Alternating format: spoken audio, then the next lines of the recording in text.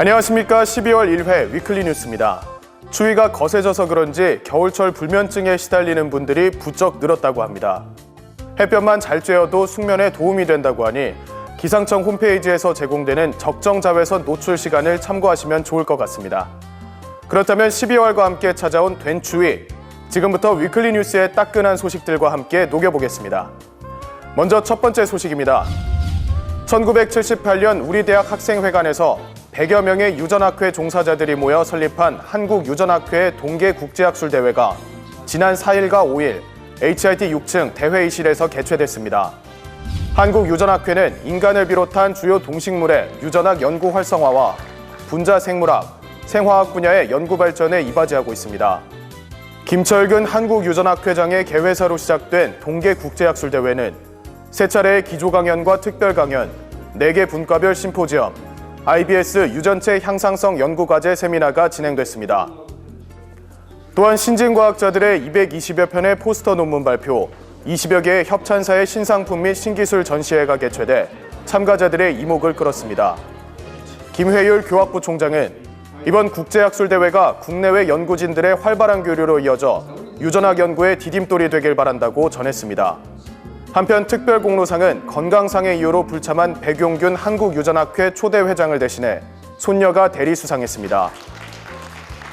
백상기 충남대학교 명예교수는 한국유전학회의 초석을 다지고 평생을 유전학 연구에 헌신한 백용균 초대 회장에게 감사하다고 전하며 특별공로상의 의미를 설명했습니다. 이어서 유전학 분야에서 탁월한 연구 업적으로 한국유전학회 생명과학상을 수상한 박충모 서울대학교 교수의 특별 강연이 이어졌습니다. 한국유전학회 창립 이래 처음으로 개최된 국제학술대회가 국내외 학자들의 유전학 연구 교류에 중추적인 역할을 하는 계기가 되길 바랍니다. 다음 소식입니다. 순수한 지성과 열정이 힘차게 흘러넘치는 곳, 바로 대학 캠퍼스인데요. 문학을 지망하는 한양인의 역량을 확인할 수 있는 한대신문 문예상 시상식이 지난 4일 개최됐습니다. 48번째를 맞이한 한대신문 문예상 공모전은 시 50편, 소설 15편, 비평 6편 등 총 74편의 작품이 출품됐습니다. 각 분야 심사위원회 엄정한 심사를 거쳐 총 10편의 작품이 당선됐는데요. 대상 2명, 우수상 3명, 가작 5명 등 총 10명이 한대신문 문예상의 영광을 얻었습니다. 김회율 교학부 총장은 한대신문 문예상은 예지력과 필력이 뛰어난 한양인이 한 해 동안 이뤄넣은 결실이고 이는 예비작가의 등용문 역할을 한다며 수상자들을 격려하고 축하했습니다. 올해 영예의 대상은 시 늦장말을 출품한 정보영 학생과 만화책으로 비평문을 출품한 이웅희 대학원생에게 돌아갔습니다. 제가 정말 심적으로 힘들었고 뭔가 돌아볼 시간이 필요한 것 같아서 필리핀에 가서 좀 있어야겠다. 그래서 한 1년 정도 계획을 하고 갔었는데 가서 여러 풍경들을 좀 담고 싶었고 그것들을 통해서 저런 거가 무엇인지 저 나름대로 저의 언어로 좀 표현을 하고 보여주고 싶어서 처음에 이제 그렇게 해서 창작을 하게 되었습니다. 한 해 한 해 달려오면서 좀 힘들었던 부분이 사실 없지 않아 있었는데 그 부분에 대한 제가 위로를 좀 받은 것 같아서 좀 자신감도 많이 생겼고 또 오늘까지 신춘문예 마감인데 그거를 이제 준비를 하는 데 있어서 좀 자신감이 더 응원을 받은 것 같아서 따뜻한 볕이라고 생각을 하고 앞으로 더 열심히 쓰라는 거라고 생각을 합니다. 감사합니다. 이웅희 대학원생은 대중에게 잘 알려진 인기 만화 원피스를 새로운 관점으로 재분석해 신선한 비평을 보여줬습니다.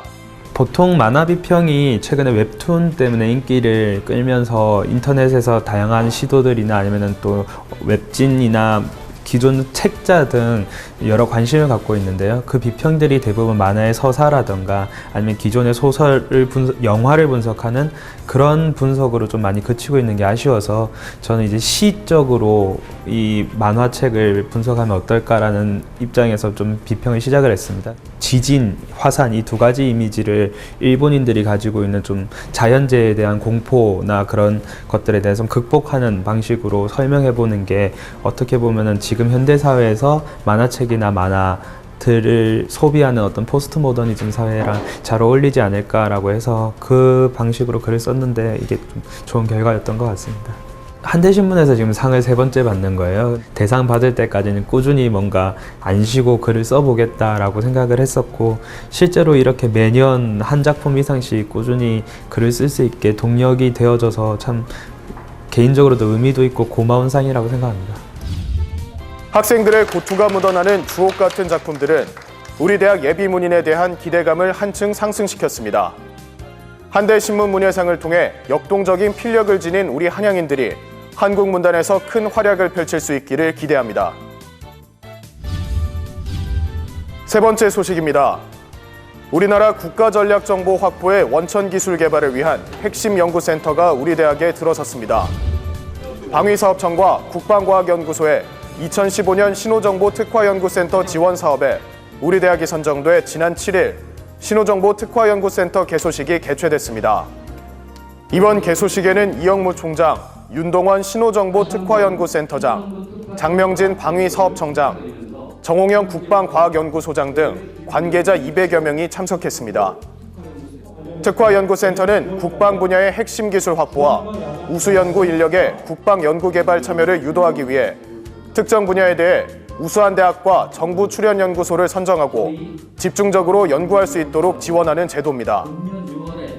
2020년까지 125억 1천만 원의 연구비가 투입되는 특화연구센터는 우리 대학을 중심으로 고려대, 서울대, 연세대, 지스트, 카이스트 등 18개 대학의 전문 연구 인력이 결집돼 진행됩니다.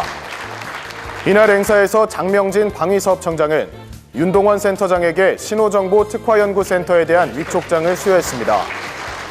이영무 총장은 국방전략정보인 신호정보 기술력 확보는 보안 문제로 선진국 기술을 이전받을 수 없는 특성이 있기에 연구센터의 개소에 책임감을 느끼며 앞으로 지속적인 발전을 위해 노력하겠다고 밝혔습니다. 장명진 방위사업청장은 신호정보 특화연구센터가 한양대에서 영광스런 첫 발을 내디딘 것을 축하한다며 이번 연구센터는 우리만의 국가 전략 정보를 획득하고 분석 체계 기반 기술을 확보할 수 있는 요람이 될 것이라고 전했습니다. 이어 윤동원 특화센터장의 센터 소개가 이어졌습니다. 신호정보 특화연구센터는 독자적인 국가 전략 정보 획득 체계 구축을 통한 국가 방위력을 제고하기 위해 통신, 전자, 기계 정보를 포함한 신호정보의 탐지, 분석 및 원천 기술에 대한 연구를 수행할 예정입니다. 마지막 소식입니다. 우리 대학의 도약과 비전 달성을 위해 주요 동문과 기부자, 명예동문으로 결성된 한양발전후원회의 정기 모임이 7일 신봉관에서 개최됐습니다. 11번째 모임을 가진 한양발전후원회는 50여 명의 동문과 교무위원들이 참석해 뜻깊은 자리를 함께했습니다. 주식회사 모네상스 대표이사 강신장 간사장의 사회로 진행된 행사는 이영무 총장의 환영사로 시작됐습니다. 이영무 총장은 선배님들의 한양사랑이 이어져 교수와 학생, 직원이 합심할 수 있었고 우리 대학이 세계대학 평가에서 200위 안으로 진입할 수 있었다며 대학을 대신해 환영의 인사를 전했습니다. 이어서 정성훈 대외협력처장의 경과보고 후 간신장 모네상스 대표이사의 특별 강연이 진행됐습니다. 변혁의 시대 2016 나의 르네상스 만들기라는 주제로 진행된 강연은 변혁과 혁신을 위해 살아있는 인문학을 강조하며 앞으로 우리가 나아가야 할 방향을 제시했습니다.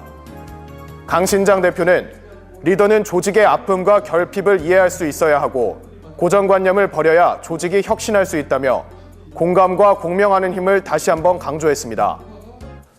강연 후 장석권 경영대학장의 동문기업 경영지원 프로그램 소개와 축하 공연이 이어지며 이날 행사는 마무리되었습니다.